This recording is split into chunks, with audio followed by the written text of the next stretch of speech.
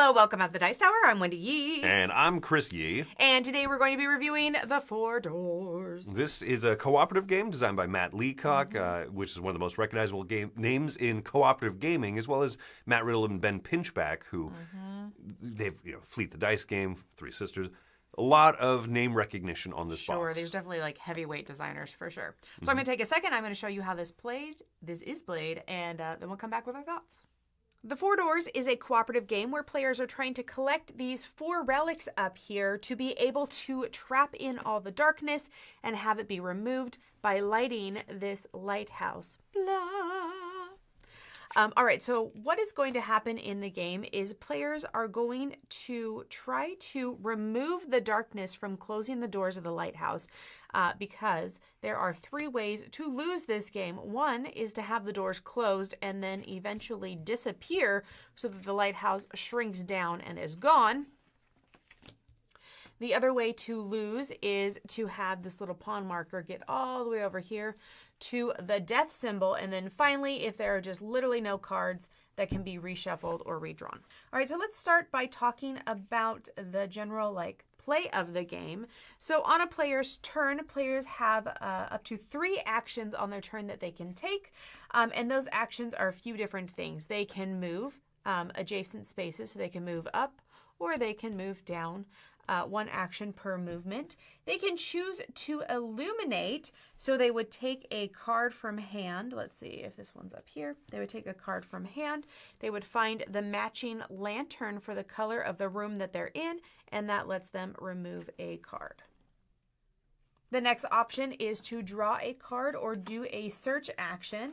You do have a maximum of 5 cards allowed in hand, so if you ever have more than that, you need to discard down. The next action on the list is give a card, so you can pass 1 card to a player at your door, which means if you are in the same location, it is your turn. You can choose to pass a card to a player so that they can gain more relics. Now, the last action of the game is to find a relic. So if you are in the correct color space and you have 4 relics, not including the spell, so even though this is green at the bottom, it doesn't count. It has to be specifically the relics. You can trade those in, and then you can choose to gain that relic. It will give you an ongoing power that you can use as an action in the future. At the end of the turn, you're going to draw up 2 cards, and then we go to the Shadows Fall phase. This is where we draw cards based on whatever number this pawn is at. Right now, we're at number 2, so we would reveal 2 cards. And if one of those cards were to bust the area, or they would overrun the area, that means you have more than 3. You don't place this card out. Instead, you place it in the hollow, and then you flip that door over to closed. Now, this one happens to already be partially closed, so instead, it would disappear along with all the cards that are around it, and the lighthouse would fall down. Now, we would lose the game immediately if we had not gained the the purple relic, because that one is necessary to win the game. There's no way to get it because you have to stand on the spot. However, if for some reason we had been able to have collected it earlier, we would be okay. We could continue the game. All right, I want to point out a couple more things. So every player does have a special ability that their player cards give them. They let them do something. This is all cooperative, so everything can be seen in front. You know exactly what everyone has. And finally, I want to clarify the 2 different types of cards. So we have the relic cards, which can be traded in 4 at a time to get the relics. And then we have spell cards. These can be used at any time. When they are used, they are often placed in the hollow, which means they are trashed and gone from the rest of the game. And they have some sort of one-time ability or some sort of big benefit. Now, there is often a difference between the bottom color, which is what affects where it comes out, and the top left corner, which is where it can illuminate. So this card over here can illuminate red, which means it can be used to remove red cards. However, it cannot illuminate purple because those are different. So it can be traded in for purple relic or illuminate red. All right, brief review. So players are going to be taking 3 actions on their turn. Then they'll draw 2 cards to be placed in front of them to be used later. And then they're going to have the Shadows Fall time where the bad stuff comes out and you'll see if you survived and if doors started to close. If players are able to get all 4 of the special relics before the end of the game, they will then climb to the top and they will illuminate the world with the 4 relics and the game will be won. And that is briefly how you play the 4 doors.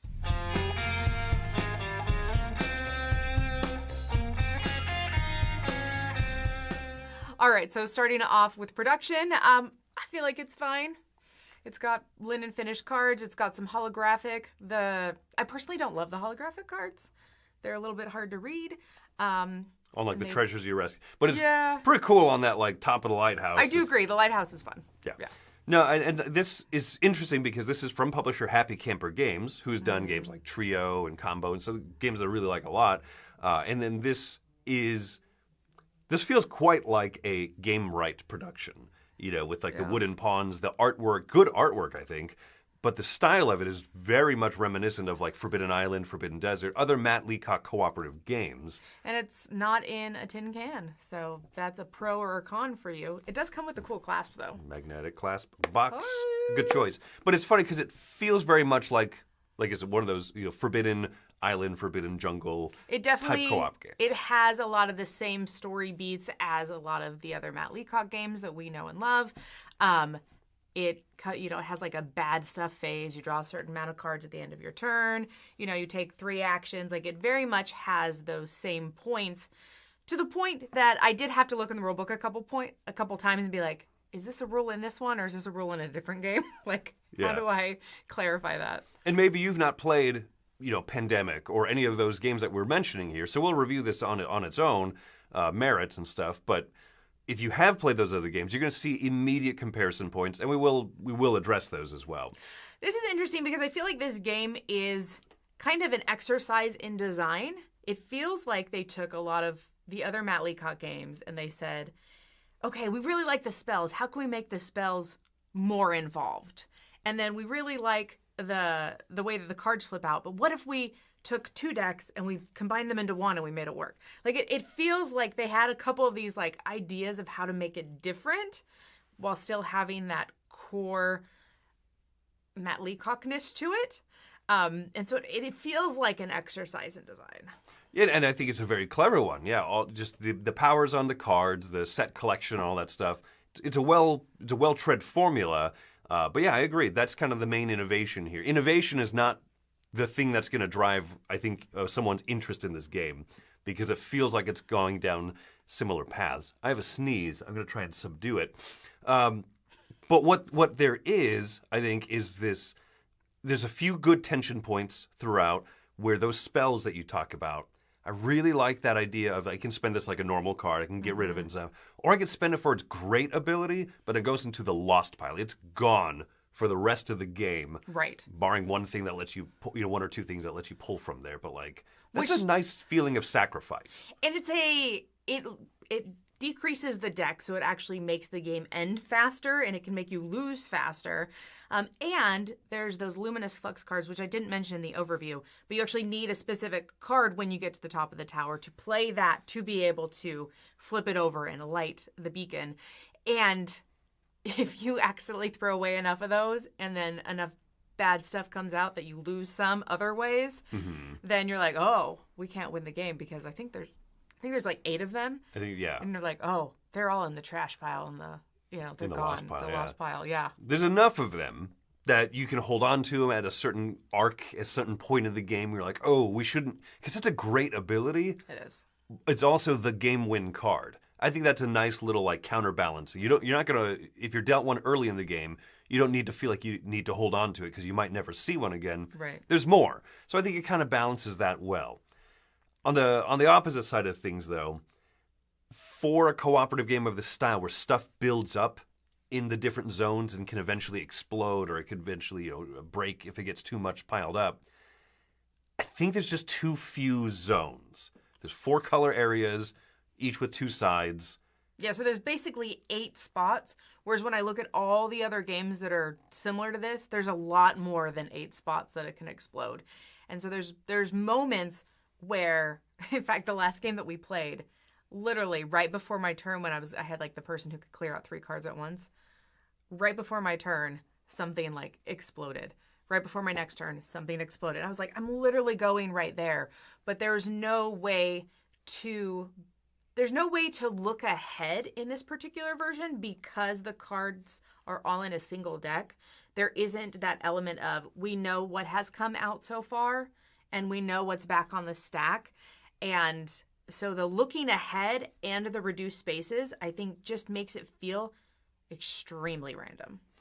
Yeah, more punishing when it happens because it just kind of feels driven by that randomness. You can track all the information. You can count every card in the lost pile and the discard pile in a player's hands around the table. But it's trickier to do it, in part because there's just multiple types of cards all in that one deck and everything. Super clever innovation, really cool way of doing it, and it kind of simplifies a little bit of like, shuffle up this deck, you're ready to go. But I think that ultimately it feels like a little bit of a sacrifice of that quick ability to read the game state. And I think it reduces the amount of conversation that happens at the table. And that is what I really love about these cooperative games, is being able to have everyone discuss and be like, okay, this is what I'm thinking of doing on my turn. Does this seem like a good idea, or is there something I'm missing? And someone else is like, well, actually, this one over here is back on the deck, so we should try to not worry about that one now. We'll worry about another one first. Like, there's so much good conversation that happens in other games, and it doesn't happen in this. And very specifically, we decided to pull out Forbidden Island last night right after we replayed this, and we compared the two side by side, and it was night and day for me. It really was. And for me, saying whatever else you will, I think that a cooperative game of this style for me is elevated if players are all talking and contributing. When someone says, okay, well, I'm going to move down here and clear this out, and everyone goes, yeah. And then on my turn, I'll get a red card and I'll move there. Okay. If that's the level of discussion happening, then I don't think there's enough to chew on in the game. And so going from this game to we've played Forbidden Island for over a decade now, I think.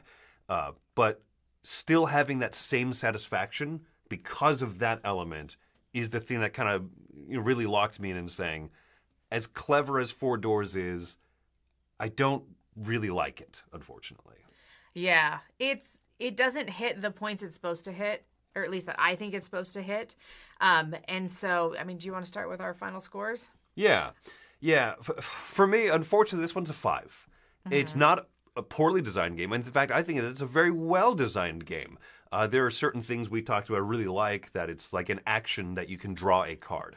Whereas if you go to some of the other Matt Leacock, cooperative games, Pandemic and stuff, there's more turns where you're waiting for cards to come to you that you need to win the game. So I love that there's like little innovations like that. There are some positives, changes in here structurally. As you complete a task, you get a card that gives you a special ability. So now yellow cards aren't useless for the rest of the game. There's some great touches in here, but the overall structural change of making it just the 4 locations means that there's less to talk about, less to plan cooperatively together, and then there's less interesting turns where sometimes you go, I move 3 spaces, done, you go now. So, it's one that there's just such an easy alternative game. If someone says, hey, Chris, do you want to try playing this one? Hey, have you played Forbidden Island? Because I'd like to teach you that one instead. So for me, that's what a 5 is. Not bad, just not one that I am feeling any drive to come back to. I'm at a very similar level with you. I'm going to give it a 5.5 because I feel like 6s, it's fine. And this is just a little bit less than it's fine. Because if someone really wanted to play this, I'd probably sit down and play with them. Though I would probably say, hey, have you played Forbidden Island? I would, Like, I would rather play other games for sure. So I'm going to say 5.5 for this. But very similar thoughts. Very much the same. I just want there to be more fun. I want there to be more table talk, more predictability. And honestly, even the theme is just very okay to me. Like, it's not as cool as some of the other ones. Just going through Saving the world from diseases. Right, or the Finding islands falling cool, apart chunky around treasures. you. Yeah, like, Yeah. it's even lacking in that. So there you go. That's our thoughts on the 4 doors. You might disagree with us, and if you do, please go ahead and share your thoughts below. We'd love to read through them, and gives other people an opportunity to see, oh, there are people who do enjoy this game or have strong thoughts one way or the other. So yeah, excited to see what you have to say for that. But thanks for coming out to this review here with us on the Dice Tower. I'm Wendy Yi. And I'm Chris Yi. And have fun opening the doors and getting the mistiness come out. Magnetic doors. Hey everybody, thanks for watching another video from the Dice Tower. Hey, you want to learn more about us, communicate with us? We have a Facebook group, we have a Discord channel, lots of different ways to get involved with the Dice Tower. You can find that in our Linktree link below. So just click that, it will take you, and you can communicate with us on Facebook, join our Facebook groups. There's lots of cool things that you can find and become part of the Dice Tower. Thanks so much for watching. I'm Tom Vassell.